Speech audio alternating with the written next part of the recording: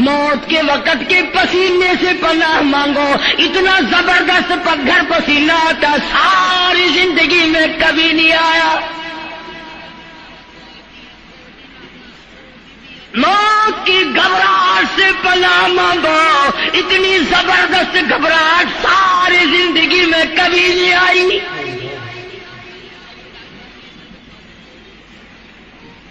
آخری وقت ہے، کروٹیں بدل رہا ہے، کبھی پیر اکٹھے کرتا ہے، کبھی ہاتھ مارتا ہے، بےتابی ہے، الجھن ہے، بے قراری، پریشانی ہے، آخری وقت ہے۔ بیٹی نے پوچھ لیا ابا جان کیا تکلیف ہے؟ کہتا لخت جگر، کھانسی نہیں، درد نہیں، پیڑ نہیں، بخار نہیں، سانس لیتا ہوں ایسا معلوم ہوتا ہے ہزاروں کانٹوں والی ڈھنگریوں کے اوپر سے گھسٹ کے سانس آ رہا ہو۔ ارشاد فرمایا مدنی کریم صلی اللہ تعالی علیہ وسلم نے اور لوگوں اس وقت اپنے آپ کو بچانا، اپنے دین کو بچانا، اپنے ایمان کو بچانا۔ لوگ اتنے بگڑ جائیں گے، لوگ اتنے برباد ہو جائیں گے، لوگ اتنے تباہ ہو جائیں گے۔ صبح کو آدمی مومن ہوگا، شام کو موت آئی تو جنازہ کافر کا اٹھ رہا ہوگا۔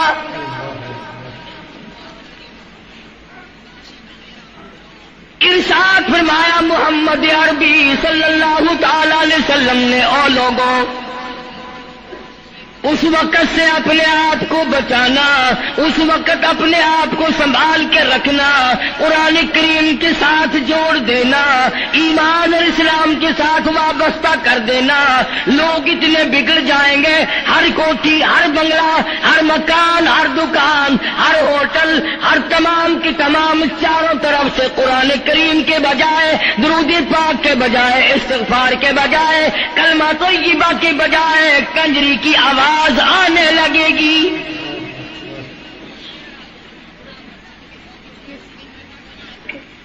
ارشاد فرمایا محمد کریم صلی اللہ تعالی علیہ وسلم نے او لوگوں اس وقت اپنی زندگی کا خاص خیال کرنا۔ لوگ اتنے تباہ ہو جائیں گے، جنازہ بنگلے سے نکلے گا، جنازہ کوٹھی سے نکلے گا، جنازہ شاہی محل سے نکلے گا، جنازہ ایوان صدر سے نکلے گا، جنازہ بہت بڑے ڈیرے سے نکلے گا، جنازہ بہت بڑی شاہی منزل سے نکلے گا۔ حال یہ ہوگا مرنے والے کے پلے ایمان کی رکھتی نہیں۔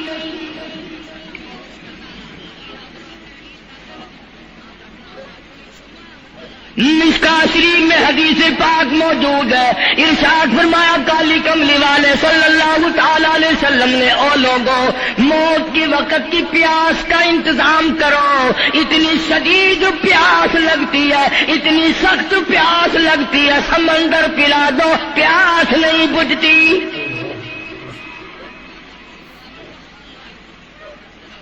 ارشاد فرمایا مدنی کریم صلی اللہ تعالی علیہ وسلم نے او لوگوں موت کے وقت کی تلخی سے پناہ مانگو، کڑوا پن سے پناہ مانگو، موت کے جھٹکے سے پناہ مانگو۔ اتنا سخت منہ کڑوا ہو جاتا ہے، آدمی کے مرنے کے بعد بھی لاکھوں برس تک منہ کڑوا رہتا ہے۔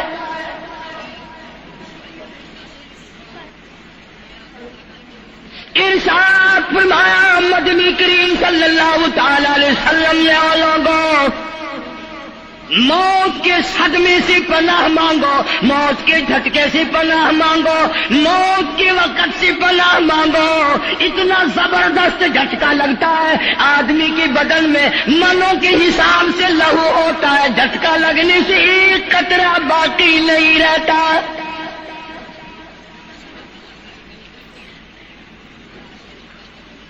ارشاد فرمایا مدنی کریم صلی اللہ تعالی علیہ وسلم نے او لوگوں موت کی تیاری کرو، قبر کی تیاری کرو۔ موت کا جھٹکا لگنے سے کانوں کے پردے پھٹ جاتے ہیں، آنکھوں کا نور ختم ہو جاتا ہے۔ ارشاد فرمایا محمد کریم صلی اللہ تعالی علیہ وسلم نے او لوگوں موت کے وقت کے پسینے سے پناہ مانگو، اتنا زبردست پگھر پسینہ آتا ساری زندگی میں کبھی نہیں آیا۔ موت کی گھبراہٹ سے پناہ مانگو، اتنی زبردست گھبراہٹ ساری زندگی میں کبھی نہیں آئی۔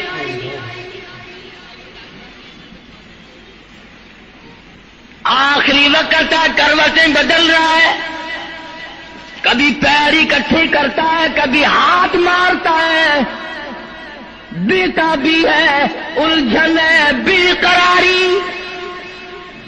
پریشانی ہے۔ آخری وقت ہے، بیٹی نے پوچھ لیا ابا جان کیا تکلیف ہے؟ کہتا لخت جگر، کھانسی نہیں، درد نہیں، پیڑ نہیں، بخار نہیں، سانس لیتا ہوں ایسا معلوم ہوتا ہے ہزاروں کانٹوں والی ڈھینگلیوں کے اوپر سے گھسٹ کے سانس آ رہا ہو۔ کل نفس ذائقۃ الموت، ہر ایک نے موت کا ذائقہ چکھنا ہے، ہر جاندار نے موت کا ذائقہ چکھنا ہے۔ صحابہ کرام نے سوال کر دیا جناب محمد عربی صلی اللہ تعالی علیہ وسلم سے، کالی کملی والے آدمی کی جان کیسے نکلتی ہے؟ فرمایا ریشمین کپڑا لے لو، خاردار جھاڑ پہ ڈال دو، پلہ پکڑ کے کھینچ لو، جیسے وہ تار تار ہو جاتا ہے آدمی کی یوں رگوں کو توڑ کے رکھ دیا جاتا ہے۔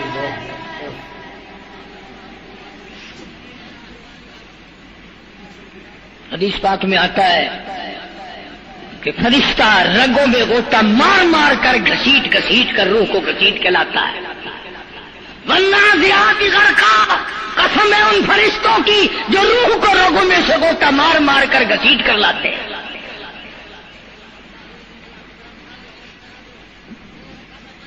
آج میری تیری کیا مجال ہے، کیا جرت ہے؟ کبھی سوچا بھی ہے کہ ایسا بھی وقت آنے والا ہے، نہ جانے گھر میں موت آئے گی، نہ جانے آپریشن روم میں آئے گی، نہ جانے ٹیکہ لگتے ہوئے آئے گی، گولی کھاتے ہوئے آئے گی، یا سڑک پہ ایکسیڈنٹ میں موت آئے گی، کوئی نہیں جانتا، درود پاک پڑھتے ہوئے موت آئے گی، یا کنجری کا گانا گاتے ہوئے موت آئے گی۔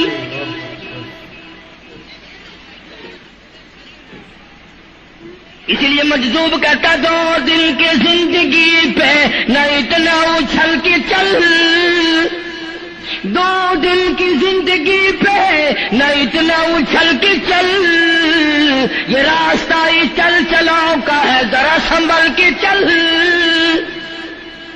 ہزاروں تیرے جیسے آئے، جب جانے لگے تو کوئی دنیا میں اندھیرا نہیں ہوا۔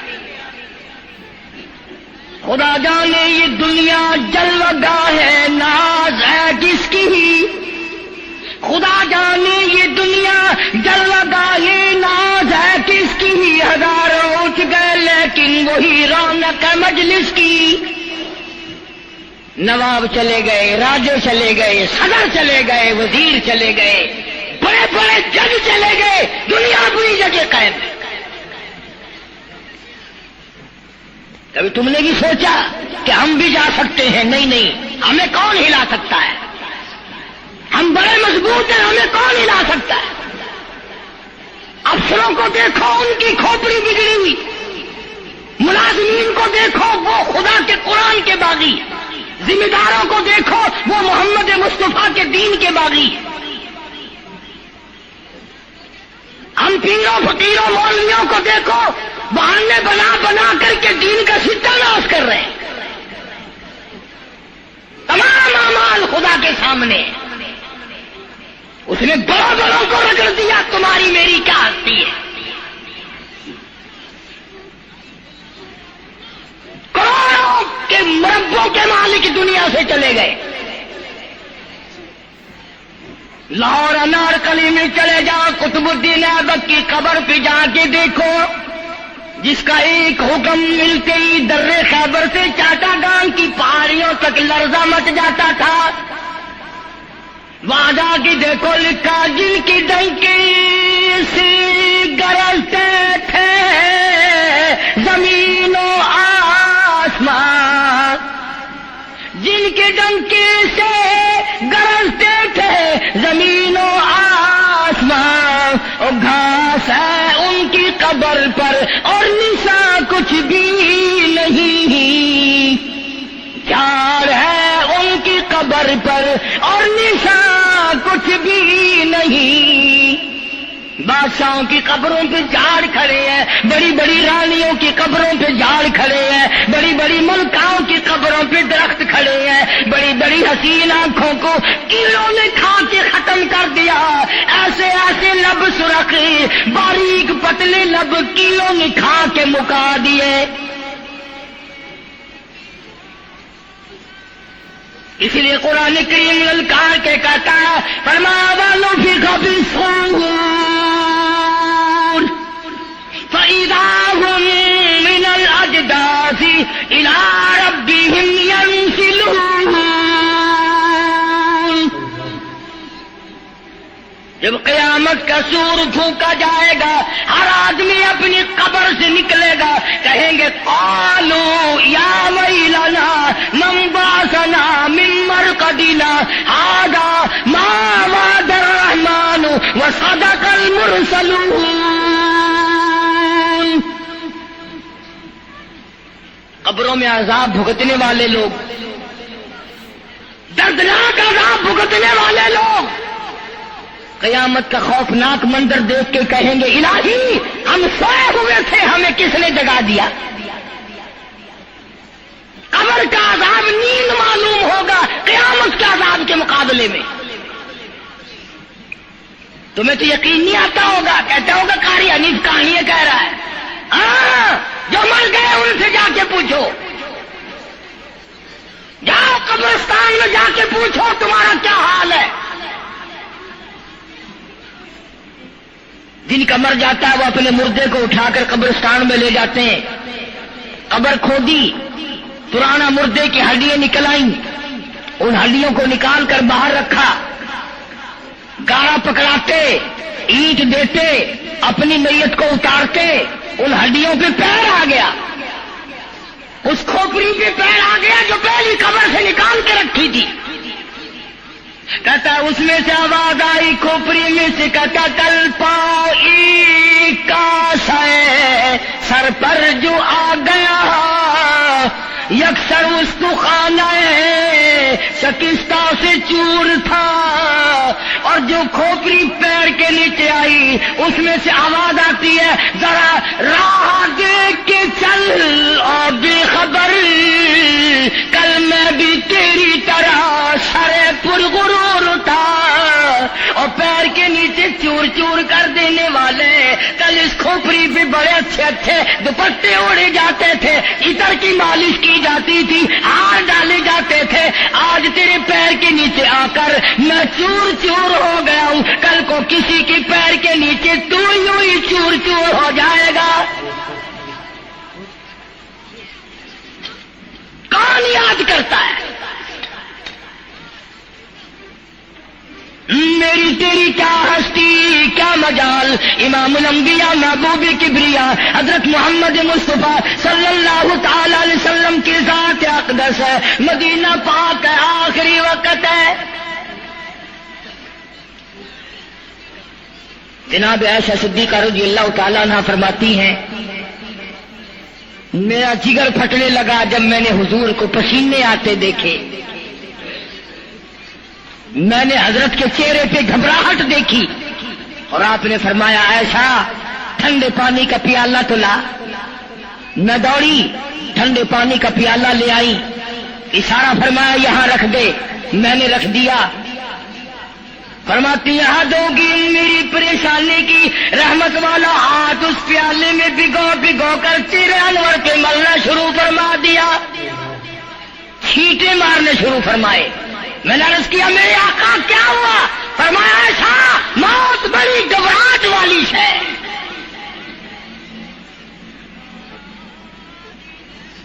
جناب عائشہ صدیقہ رضی اللہ تعالیٰ عنہ فرماتی ہیں میں قریب بیٹھی تھی، فاطمہ الزہرا رضی اللہ تعالیٰ عنہ بھی قریب بیٹھی تھی، کسی نے دروازے پہ دستک دی، حل ادخلوک فی البیت، کیا میں گھر میں داخل ہو سکتا ہوں؟ مجھے گھر میں آنے کی اجازت ہے؟ جناب فاطمہ الزہرا رضی اللہ تعالی عنہا جو پریشان بیٹھی تھی فرمانے لگی وہ دیہاتی گوار کہیں کے میرے ابا بے ہوش ہے، تجھے اجازتوں کی پڑی ہے؟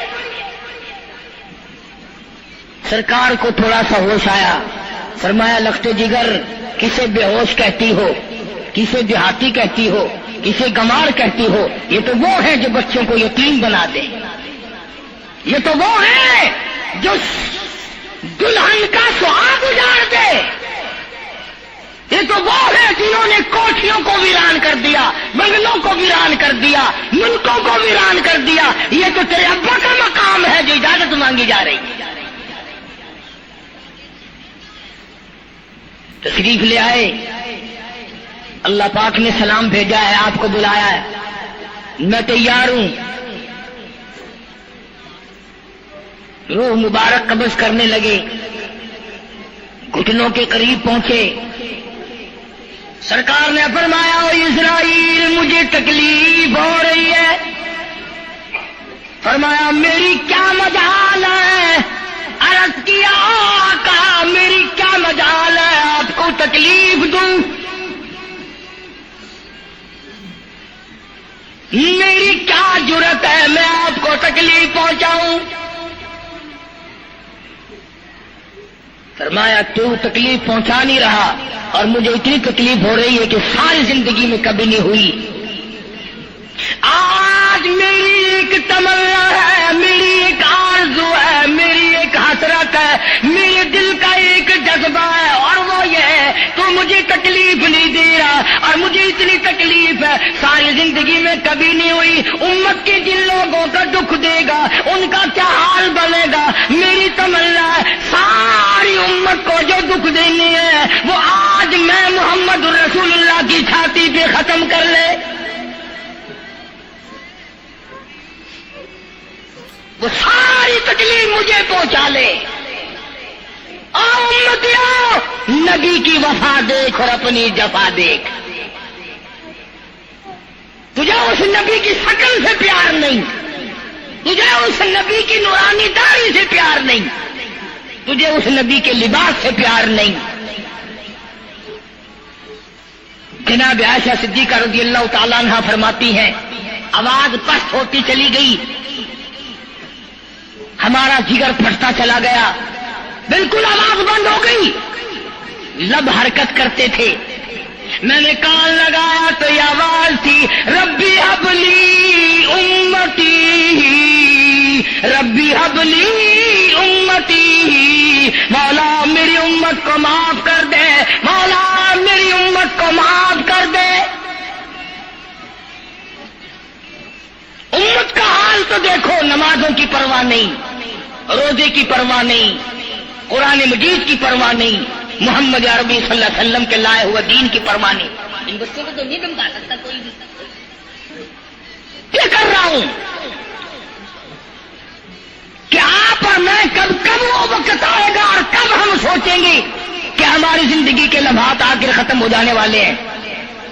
ایک دن بہت آ کر یہ سارا کھیل بگاڑ دے گی۔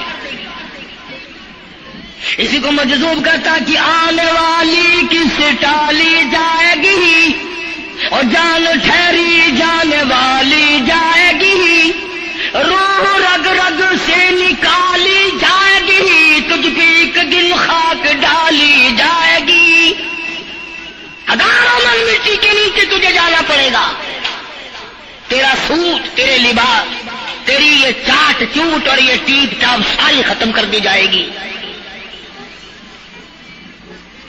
آخری وقت ہے، پریشان حال ہے۔ قرآن کہتا کلا اذا بلغت التراقی وقیل من راق وظن انه والتفت الساق بالساق إلى ربك يومئذ المساق. رگیں ٹوٹتی ہیں، اعضاء اپنی اپنی جگہ سے چھوٹ رہے ہیں. دم نکل گیا، آنکھ تیری اپنی، دم نکلتے وقت آنکھ چر گئی، کھل گئی، بند کرنے کی طاقت نہیں. ہاتھ تیرا اپنا، انگلی بند رہ گئی، کھول نہیں سکتا. پیر اکٹھے ہو گئے، الگ الگ ہو گئے، اکٹھے نہیں کر سکتا. دوسرا آدمی بند کرتا ہے. یہ منہ جس سے حکم دیتا ہے، جس سے کتابیں پڑھتا ہے، جس سے سارا دن گانے گاتا ہے، جس منہ سے درود پاک پڑھتا ہے، تیرا منہ ہے. دم نکلتے وقت اگر منہ چر گیا، بند کرنے کی طاقت نہیں. اپنا منہ خود بند نہیں کر سکتا. کتنا مجبور ہے. کمانڈر ان چیف ہے جس کے حکم سے پوری فوج میں بھگدڑ مچ جاتی تھی، آج مرا پڑا ہے، آنکھ نہیں بند کر سکتا.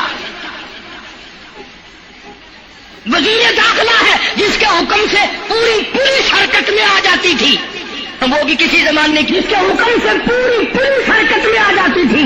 وزیر داخلہ صاحب مرے پڑے ہیں، پیر الگ الگ ہیں، اپنے پیر اکٹھے نہیں کر سکتا. منہ چل گیا، بند نہیں کر سکتا. آنکھ کھل گئی، بند نہیں کر سکتا. آخرکار پسڑی پہ لٹا لیا، غسل دینے کے لیے کپڑے اتارنے لگا غسل دینے والا.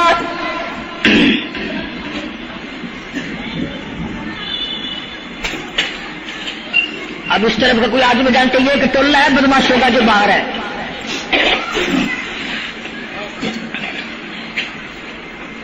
میں عرض کر رہا تھا کہ دنیا ہزاروں چیزیں دیکھ کر کے بھی سمجھ نہیں کرتی، ہزاروں کو مرتے دیکھ کے بھی تیاری کا مفہوم سمجھ میں نہ آیا.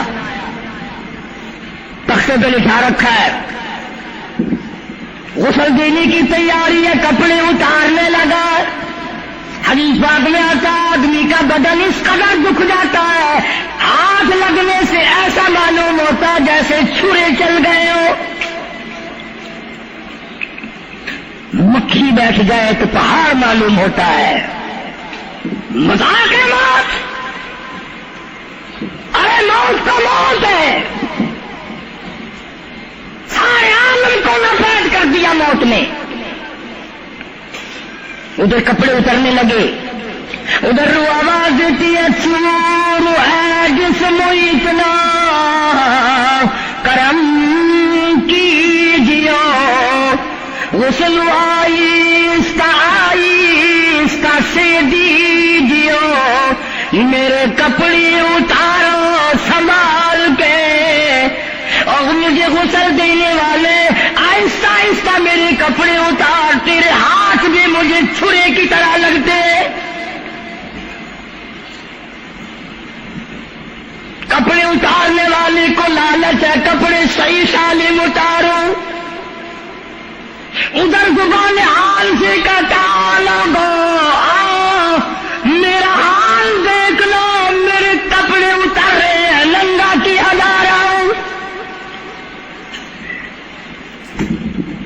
عورت کی میت ہے، آواز لگاتی ہے، زبان حال سے کہتی ہے آؤ سہیلیو، او میری بہنوں آؤ، میرے سوٹ اترتے دیکھو، میرا زیور اترتا دیکھو، میری ناک کا زیور اترتا دیکھو، میری چوڑیاں ٹوٹتی دیکھو. کنبا قبیلہ چھوڑ کی واری، سچے گھر کی کر تیاری.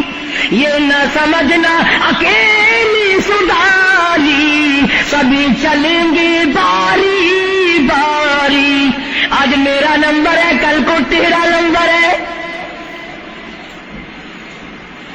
بچے گا کوئی نہیں. اس لیے اس اندھیری کوٹری کی تیاری کرو. متاع الدنیا قلیل والآخرۃ خیر لمن اتقى ولا تظلمون فتیلا. کپڑے اتار دیے، غسل دینے لگے، ہاتھ پھیرنے لگا، ادھر سے آواز آتی ہے میں نے جھیلی ہے مصیبت بے شمار، اور ہال جسموں سے کپڑے اتار، تیرا کپڑے اتارنا مجھے اتنا دکھ دیتا ہے کہ جیسے ہزاروں چھرے میری جان پہ چلا دیے گئے ہو۔ تجھے کیا معلوم ہے میں کن مقامات کو عبور کر کے آیا ہوں، میں موت کی گھاٹی سے گزر کے آیا ہوں، میں پریشانی کے عالم سے گزر کے آیا ہوں، میں اس تباہی سے گزرا ہوں جس تباہی سے گزرنے کے بعد کوئی واپس اپنے گھر نہیں آیا، کوئی اپنے بچوں کو پوچھنے نہ آیا۔ پانی ڈالتے ہیں، آواز آتی ہے جانوں پر صدمے پڑے ہے متصل، غسل کے پانی کو کر لے معتدل، ایسا کر پانی نہ ٹھنڈا ہو نہ گرم ہو، میں تو نہیں بول سکوں گا، میں تو نہیں بول سکوں گا، جس طرح آج میں خاموش ہوں کل کو تو اسی طرح خاموش ہو جائے گا، اسی طرح تیری زبان کو تالا لگ جائے گا جس طرح آج میری زبان بند ہے۔ خود خیال کر، ٹھنڈے کا گرم کا ادب کا احترام کا خود خیال کر۔ غسل دینے والا صابن ملتا ہے، پھر ہاتھ پھیرتا میت کے بدن پہ، آواز آتی ہے جس طرح ملتے ہیں گھوڑے کو نہ مل، اور زور سے تو پکے پھوڑے کو نہ مل، تیرا ہاتھ میرے بدن پہ پھرتا ہے، مجھے یوں معلوم ہوتا ہے جیسے پکا پھیرا میرا بدن دکھتا ہو، سر سے لے کر پاؤں تک وہ مصیبت آئی، وہ رگیں توڑی گئی، حلق میرا کڑوا ہو گیا، آنکھوں کے میرے پردے پھٹ گئے، کانوں کے میرے پردے پھٹ گئے، خون سارا میرا خشک ہو گیا، تم نے مجھے کیا سمجھا ہے؟ آہستہ ہاتھ چلا، آج تو ہاتھ چلا رہا، کل کو تجھ پر کسی اور کا ہاتھ چلے گا۔ کفن میں رکھ لیتے ہیں، منہ کھلا چھوڑ دیتے ہیں، کہتا پھر کفن کے وقت آتی ہے ندا، اے میرے غمخوار میں تجھ پر فدا، منہ کھلا ہوا ہے، لوگ آ رہے ہیں جا رہے ہیں دیکھ رہے ہیں، آخری مسافری روانہ ہے، آج کی بعد یہ صورت نظر نہ آئے گی، ہمیشہ کے لیے چھپ جائے گی، آج کے بعد یہ شکل دکھائی نہ دے گی۔ کسی نے آواز لگا دی جلدی کرو منزل پہنچاؤ، اور بھی تو دوسرے کام بھی تو کرنے ہیں، کچھ دیر تک اور میری صورت تو ہمیشہ کے لیے چھپ جائے گی، کیوں جلدی کرتے ہو، کیوں دم مچا رکھا ہے، میں تو ایسا جاؤں گا، میں تو ایسی جاؤں گی، آج کے بعد نظر نہ آؤں گی۔ پھر اس طرف سے کسی نے آواز لگا دی جلدی کرو اور کام بے شمار کرنے ہیں، منزل پہنچاؤ، کام سے جلدی گاڑی کو کمر تک پہنچاؤ، کمر تیار ہو چکی، آواز آتی ہے اے اٹھانے والا کیوں جلدی ہے تمہیں، اور بال بچوں سے تو ملنے دے مجھے، اور لوگوں میری یہ ننھے ننھے بچے، میری یہ چھوٹی چھوٹی دی ساری زندگی سوچا کرے گی امی کیسی ہوتی ہے، امی کا لاڈ کیسا ہوتا ہے، امی کا پیار کیسا ہوا کرتا ہے، شادی ہو کے چلے گی روئے گی، سر پہ ہاتھ پھیرنے والا کوئی نہ ہوگا۔ آواز آتی ہے جلدی نہ مچاؤ، یتیم بچے جن کو پتا بھی نہیں آج کس کا لاڈ اجڑ گیا، کس کے ارمان اجڑ گئے، کس کا پیار اجڑ گیا، کس کی زندگی اجڑ گئی، کس کی دنیا برباد ہو گئی۔ ایک مرتبہ ماں کا منہ اور معصوم کو دکھا دو، لوگوں کے دروازوں پہ رویا کریں گے، پوچھنے والا کوئی نہ ہوگا، نقصان کوئی کرے گا ذمہ ان کے لگے گا، جہاں سے گزریں گے بدنام ہوں گے۔ عید آئے گی کون پوچھے گا بیٹا تجھے کیا چاہیے، عید آئے گی کون پوچھے گا بیٹی تجھے کیا چاہیے، شادیاں آئیں گی کون سر پہ ہاتھ پھیرے گا شفقت والا۔ ایک حدیث پاک میں آتا ہے، ارشاد ہے محمد کریم صلی اللہ علیہ وسلم کا، جب میت کو گھر سے اٹھایا جاتا ہے اتنی زبردست 3 چیخیں مارتا ہے، اگر لوگ سننے تو جگر پھٹ جائیں۔ افسوس کرتا ہے کاش اس مکان میں میں اپنا جینا لگاتا، اس مکان کو میں اپنا مکان نہ سمجھتا، اس گھر کو میں اپنا گھر نہ سمجھتا، اور آج نکلا ہوں مل کے نہیں آؤں گا۔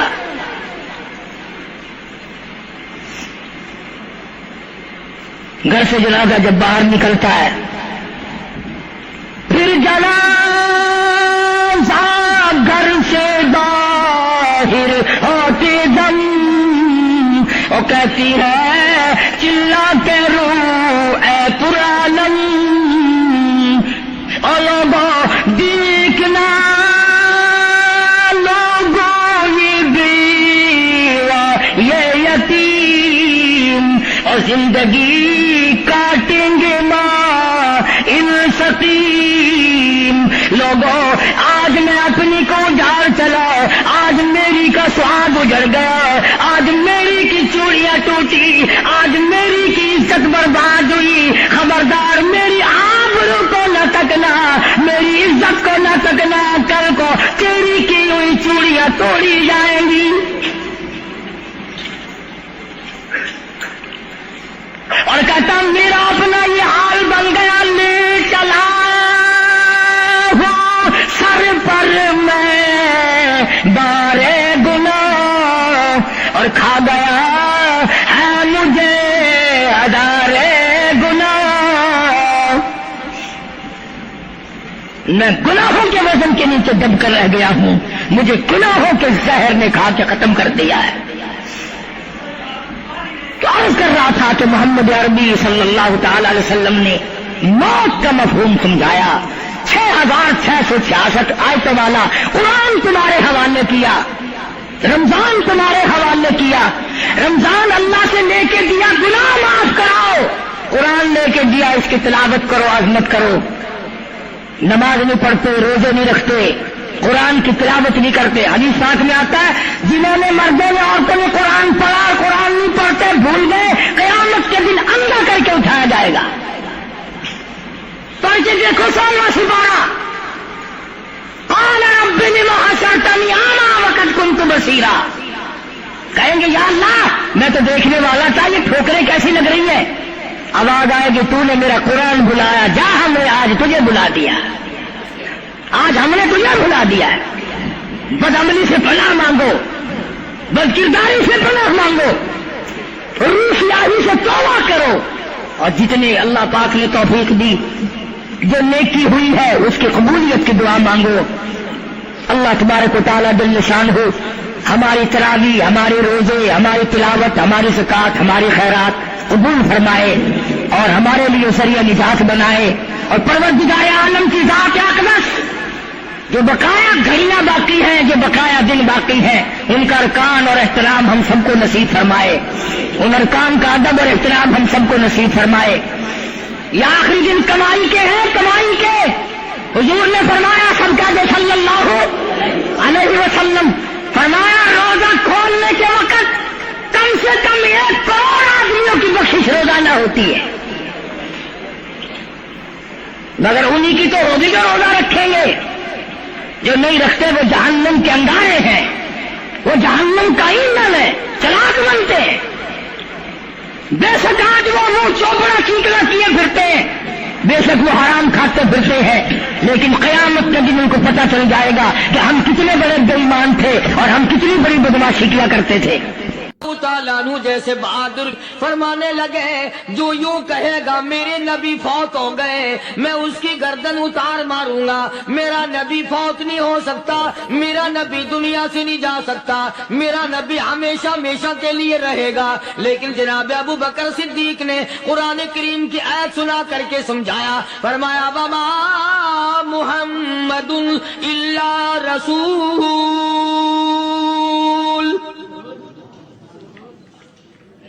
قد خلت من قبلہ الرسل، اولادو ہر نبی آئے رخصت ہو گئے، ہر نبی آئے رخصت ہو گئے، دنیا نہ پائیدار جگہ ہے، عارضی زندگی، مستعار زندگی، نہ پائیدار زندگی، فانی زندگی ہر کوئی لے کے آتا ہے، جب جانے لگتا ہے تو پتہ بھی نہیں چلتا۔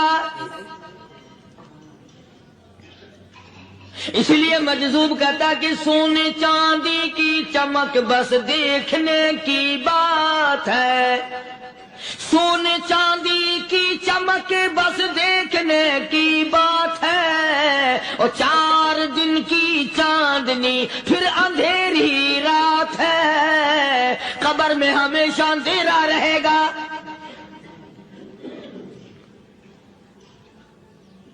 صحابہ اکرام نے وہ صدمہ دیکھا، وہ پریشانی دیکھی، کائنات میں کسی نے نہیں دیکھی۔ کسی نے بیوی کے مرنے کا صدمہ اٹھایا ہوگا، کسی نے جوان بیٹے کی موت کا صدمہ دیکھا ہوگا، کسی نے امی کے مرنے کا صدمہ دیکھا ہوگا، کسی نے ابا کے مرنے کا صدمہ دیکھا ہوگا۔ خدا کی قسم بلال سے جا کے پوچھو جب کالی کملی والے کا تجھے دیدار نہ ملا تیرا کیا حال بنا۔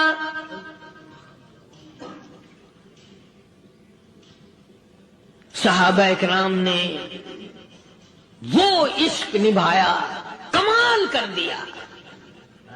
بڑے سے بڑی مصیبت آئی، اسلام کا سودا نہیں، ایمان کا سودا نہیں، دنیا کی طرف آئے ہی نہیں۔ کون ان حضرات کا مقابلہ کرے گا؟ کئی لوگ کہہ دیتے جی صحابہ انسان تھے، ان سے بھی غلطی ہو، میں ٹھیک ہے، میں کہتا ہوں تھے تو انسان، پر یہ دیکھو شاگرد کس کے ہے۔ صحابہ ہیں تو انسان، پر یہ اندازہ لگاؤ مرید کس کے ہیں۔ صحابہ ہیں تو انسان، پر یہ سوچو کہ یہ مقتدی کس کے ہیں۔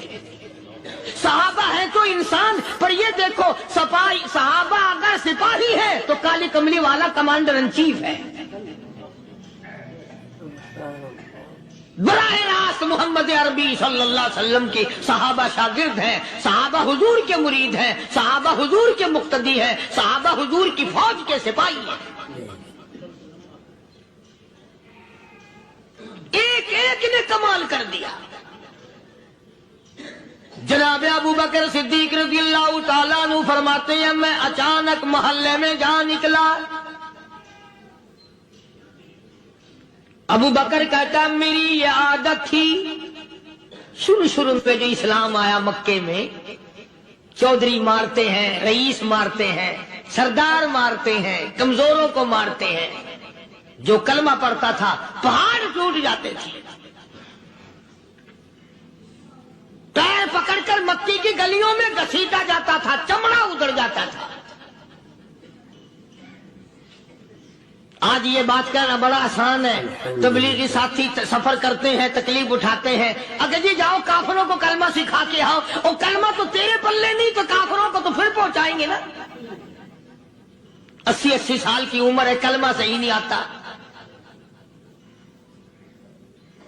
قبر بالکل سر پہ ہے، موت سر پہ ہے، قبر سامنے ہے، پھر بھی کلمہ نہیں آتا۔ اور میں تو کئی مرتبہ کہا کرتا ہوں کہ یہ بھی فکر کیا کرو کہ اس نبی کی ذات پر تم درود پاک پڑھتے ہو صلی اللہ علیہ وسلم، جس کی ذات پہ خود خدا درود بھیجتا ہے، فرشتے بھیجتے ہیں، ہزاروں بار مجھ کو عنبر سے منہ دھو کر کے اگر درود پڑھو تو ڈرنا چاہیے بے ادبی نہ ہو جائے، تو غلط ہو درود پڑھتا ہے نبی کی ذات پہ۔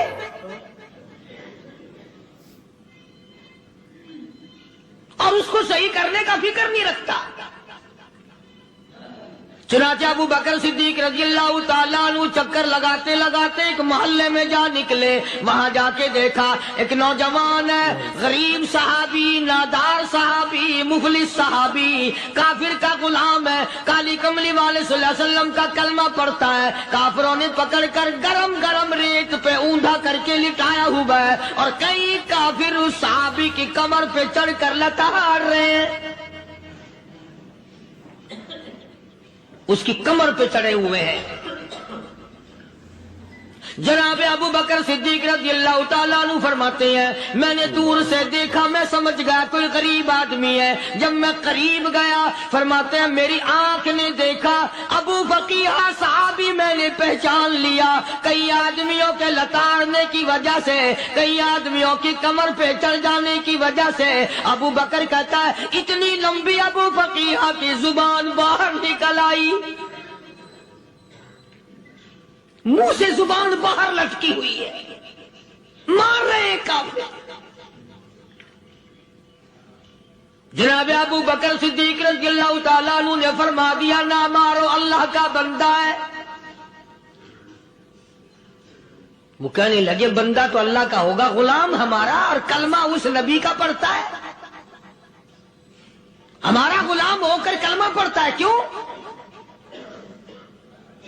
جب تک جان سے نہ مر جائے گا ہم چھوڑیں گے نہیں، ہم اسے ختم کر کے دم لیں گے. اس نبی کا کلمہ پڑھتا ہے، ہمارے سامنے پڑھتا ہے. جناب ابو بکر صدیق رضی اللہ تعالیٰ عنہ نے منع کر دیا. منع کرنے میں اور زیادہ مچر گئے اور زیادہ خرمستی کرنے لگے. ابو بکر فرماتے ہیں میں بالکل قریب کھڑا تھا، ظالموں نے ابو فقیہ کی پسلیوں پہ کمر پہ چھلانگیں لگانی شروع کر دی. جناب صدیق اکبر رضی اللہ تعالیٰ عنہ فرماتے ہیں میں بالکل قریب کھڑا تھا جب انہوں نے چھلانگیں لگائی صحابی بے نوا اور مفلس غریب صحابی کی کمر پہ. اچانک میرے کانوں میں کڑاک کڑاک کر کے پسلیاں ٹوٹنے کی آواز آنے لگی.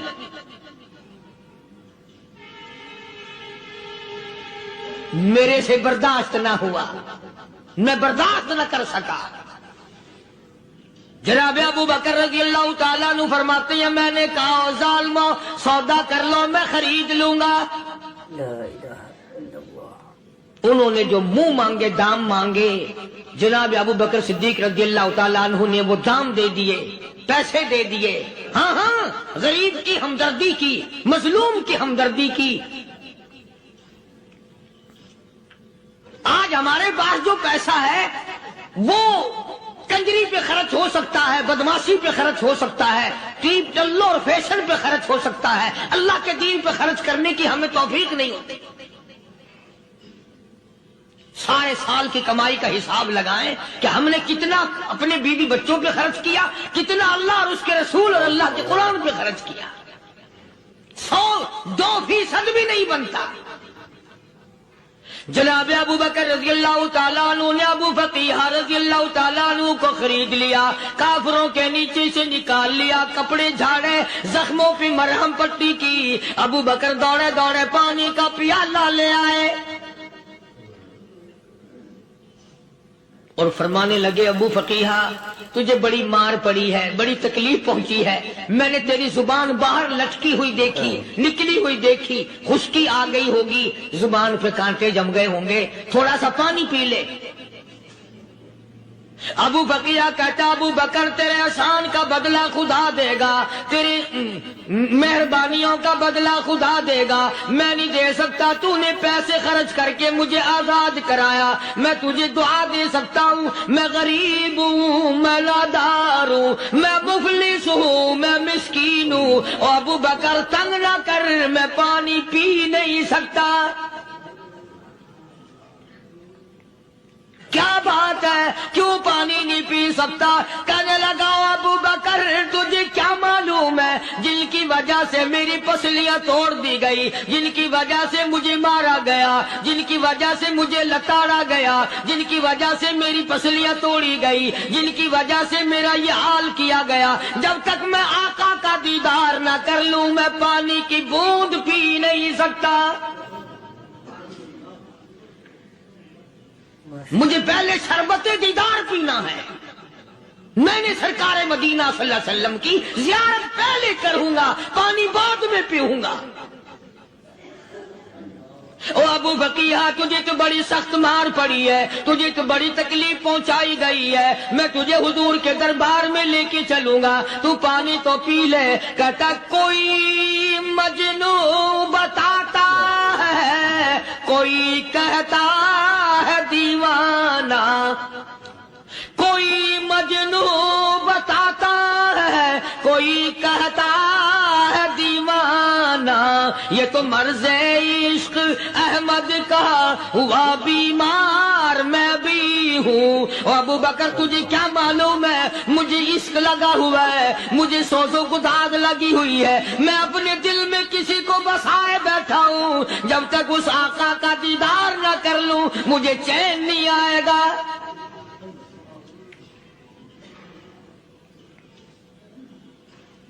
ہمیں عورتوں سے محبت ہے, ہمیں اولاد سے محبت ہے, ہمیں کوٹھی بنگلے سے پیار ہے, ہمیں روپے سے پیار ہے, ہمیں بڑی جاہ و حشم سے پیار ہے, اور خدا اور اس کے رسول سے پیار کرنے والے لوگ مدینے کے قبرستان میں سو گئے.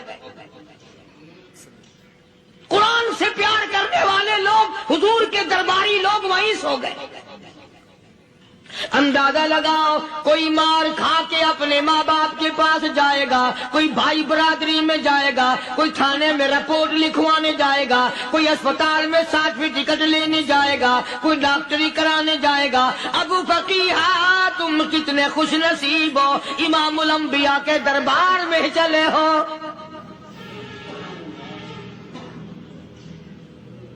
حضور اکرم سب کا جو صلی اللہ علیہ وسلم کے دربار میں ابو فقیہ کو لایا جا رہا ہے. علماء نے لکھا ہے کہ جب ابو فقیہ حضرت کے دربار میں پہنچے تو خبر تو پہلے تھی نا کہ بڑی مار پڑی ہے.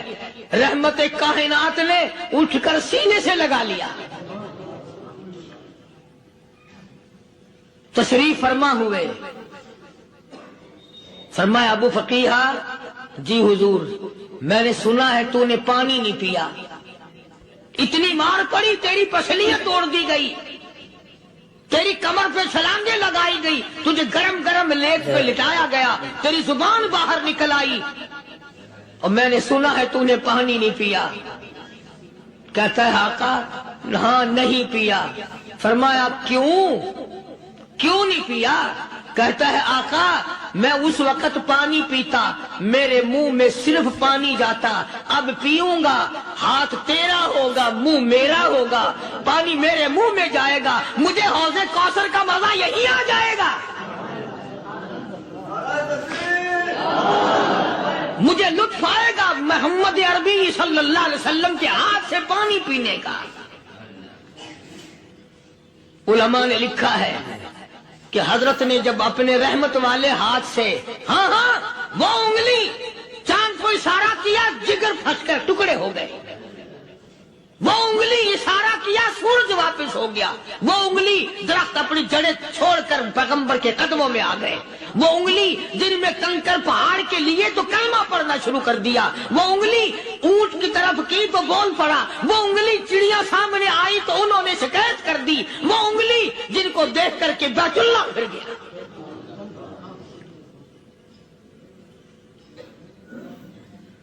مدنی کریم صلی اللہ علیہ وسلم نے یوں پانی کا پیالہ اٹھایا, ابو فقیہ نے پیالہ پکڑنے کے لیے یوں آگے کو ہاتھ کیا, فرمایا اب وہی بات ہوگی, ہاتھ میرا ہوگا منہ تیرا ہوگا, میں اپنے ہاتھ سے پلاؤں گا. ابو فقیہ کو پانی پلا دیا, اور پانی پلانے کے بعد پوچھا اب تیرا کیا حال ہے, اب حال کیا ہے؟ کہتا آقا تیرے چہرے پہ فدا شمس و قمر, تیرے چہرے پہ فدا شمس و قمر, تیری زلفوں پہ تصدق شام و سحر, تیرے چہرے پہ فدا شمس و قمر, تیری زلفوں پہ تصدق شام و سحر, رخسار پہ ٹھہرے کس کی نظر، تیری بانکے ادا کا کیا کہنا، اور کالی کملی والے تیری زیارت ہوئی سارے دکھ بھول گیا، میرے سارے غم ٹل گئے، میرے سارے دکھ دور ہو گئے، میری ساری پریشانی دور ہو گئی، اور میں تو اب مزے میں ہوں۔ جناب ابو بکر صدیق رضی اللہ تعالیٰ عنہ نے مال خرچ کیا، صحابہ کرام کی جانیں بچائیں۔ قیامت کا دن ہوگا، ساری کائنات کی پیشی ہوگی، اللہ پاک پوچھے گا تو دنیا میں کیا کرتا تھا؟ کوئی کہے گا میں کھیتی باڑی کرتا تھا، کوئی کہے گا میں دفتر میں نوکر تھا، کوئی کہے گا میری دکان تھی، کوئی کہے گا میں یہ کمائی کرتا تھا، کوئی کہے گا میں یہ کمائی کرتا تھا۔ آئے گی باری ابو بکر کی، اللہ پاک پوچھے گا دنیا سے کیا لایا؟ ابو بقیہ، حضرت بلال، حضرت نادیہ، حضرت زنیرہ اور کتنے صحابہ کرام کی جماعت کو پکڑ کر اللہ کے عدالت میں کھڑا کر کے ابو بکر کہے گا الہی صدیق کی کمائی تیرے سامنے موجود ہے۔ مبارک ہیں یہ لوگ کہ ان حضرات نے محض اللہ اور اس کے رسول کریم صلی اللہ علیہ وسلم کو راضی کرنے کے لیے اپنا سب کچھ قربان کر دیا، اور خود رسول کریم صلی اللہ علیہ وسلم نے ان کو ایسی تعلیم دی، ایسے اخلاق دیے کہ حد ہو گئی۔ دربار رسالت ہے، ایک کافر مسافر آتا ہے بھی کافر، ہے بھی مسافر، ہے بھی معمر، بوڑھا آدمی ہے۔ کبھی کبھی سوچتا ہوں کہ اس زمانے کے تو کافروں میں بھی کوئی خوبی ہوا کرتی تھی، منافقت تو نہیں تھی نا، منافقت نہیں تھی، چال بازی نہیں کرتے تھے، ہیرا پھیری نہیں کرتے تھے۔ سبحان وہ بوڑھا مسافر کافر سرکار دو عالم صلی اللہ علیہ وسلم کے دربار میں آیا، آ کے کہنے لگا نبی اللہ میں بوڑھا ہوں، مسافر ہوں بھی تیرا اور تیرے خدا کا منکر، پر میں سوال کرتا ہوں کوئی سواری دو، میرا گھر بڑا دور ہے، میں اس پر سوار ہو کر اپنے گھر پہنچ جاؤں۔ حالانکہ مسلمانوں کے پاس سواریاں کہاں تھیں، خود تنگی میں تھے، وطن چھوڑ کے آئے، قربانیاں دے کے آئے، پتے چباتے ہوئے آئے، پانی پورا رج کے پینے کے لیے پانی نہیں ملتا، اور حضور کریم صلی اللہ علیہ وسلم کو پتا تھا کہ یہ سوال کرنے والا ہمارے عقیدے کا نہیں۔ رحمتی کائنات کا دریائے کرم جوش میں آیا، صحابہ کرام کی طرف خطاب کر کے فرمایا کون ہے جو آج میں محمد الرسول اللہ صلی اللہ علیہ وسلم کو سواری دے؟ کون ہے جو آج مجھے سواری دے؟ میں جنت میں اعلیٰ درجے کی سواری کا وعدہ کرتا ہوں۔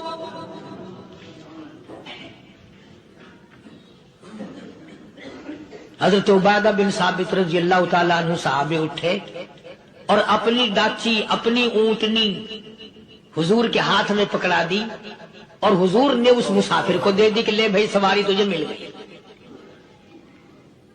اب وہ مسافر جو تھا بوڑھا، وہ کہنے لگا جی میرے پاس کپڑا بھی نہیں ہے، اب تم جیسا اگر کوئی سیٹ ہوتا نا آنکھیں نکالتا کہ ہم نے تیرے لیے یہاں کو ٹیکسٹائل مل چلا رکھے، سواری مل گئی تو اور آگے کو چل گیا، راستہ پکڑا پڑا جا۔ خدا جانے دھکے دیتے، خدا جانے مکے مارتے، خدا جانے کتنی باتیں بناتے۔ امام الانبیاء محبوب کبریا حضرت محمد مصطفیٰ صلی اللہ تعالی علیہ وسلم پھر کھڑے ہو گئے، صحابہ کرام کو خطاب کر کے فرمایا کون ہے جو آج مجھے کپڑا دے، کل میں جنت میں اعلیٰ درجے کی پوشاک اور لباس جوڑوں کا وعدہ کرتا ہوں۔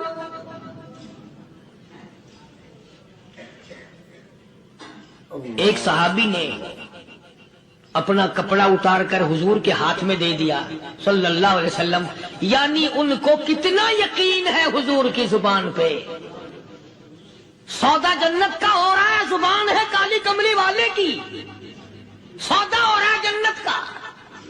اور آج تمہیں سارا قرآن سنا دو، وہ سنانے والے کا بھی ڈھلا تے سننے والا مولوی کہتے رہتے ہیں یار کوئی بات نہیں، جنت کس نے دیکھی ہے؟ صحابہ کرام میں سے کسی نے کپڑا دے دیا، حضور کریم صلی اللہ علیہ وسلم نے کپڑا لیا اور اس مسافر کو دے دیا کہ لے بھی کپڑا بھی مل گیا، ہے بھی کافر، اپنے عقیدے کا نہیں، اپنے قبیلے کا نہیں، اپنے خاندان کا نہیں۔ اب وہ کہنے لگا کہ نبی اللہ مجھے بھوک بھی لگی ہے، میں نے روٹی بھی کھانی ہے۔ مدنی کریم صلی اللہ تعالی علیہ وسلم پھر کھڑے ہو گئے اور صحابہ کرام کو خطاب کر کے فرمایا کون ہے جو مجھے آج کھانا دے، روٹی دے، کل میں جنت میں اعلیٰ درجے کے کھانے کا وعدہ کرتا ہوں۔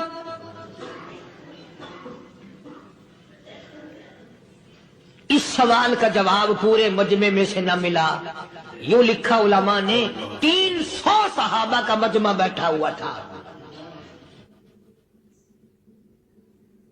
فاقہ ہو 300 صحابہ کا بھی فاقہ، کالی کملی والے کا بھی فاقہ،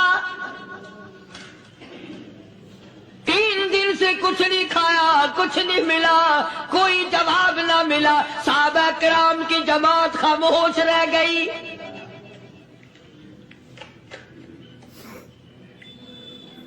سلمان فارسی رضی اللہ تعالیٰ عنہ اٹھے اور اس مسافر کا ہاتھ پکڑا اور کہنے لگا میں تجھے ایسے دروازے پہ لے کے چلوں گا جہاں سے کچھ نہ کچھ کھانے کے لیے مل جائے گا۔ آیا ہے سلمان فارسی مسافر کو لے کر خاتون جنت سیدہ فاطمہ الزہرا رضی اللہ تعالیٰ عنہا کے دروازے پہ اور آواز لگائی یا اہل بیت رسول اللہ انطعموا فی سبیل اللہ، او نبی کی لخت جگر، نبی کی نوری نظر اور نبی کے جگر کے ٹکڑے اور کالی کملی والے کی بیٹی اے فاطمہ، ایک آدمی بھوکا ہے، کھانا کھلانا ہے، اس کے لیے کھانا بھیجو۔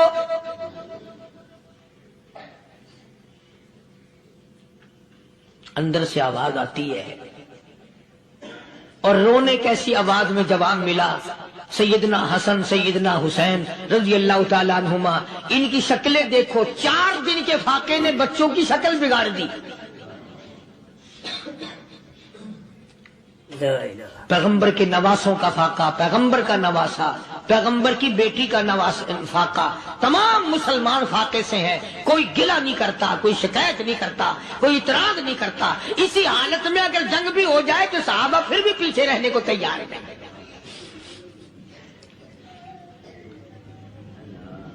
جب اندر سے یہ جواب ملا کہ تمہارا تو 3 دن کا فاقہ ہے، فاطمہ کہتی ہے میرا اور میرے بچوں کا 4 دن کا فاقہ ہے، تو سلمان فارسی اس مسافر کو لے کے واپس ہونے لگا۔ اندر سے آواز آتی ہے خالی نہ جاؤ، میرے سر کی چادر لے جاؤ، یہ لے جا کر یہودی کے پاس گروی رکھ دو، گیلا رکھ دو، غلہ لے آؤ، میں پیس پکا کے کھلا کے بھیجوں گی۔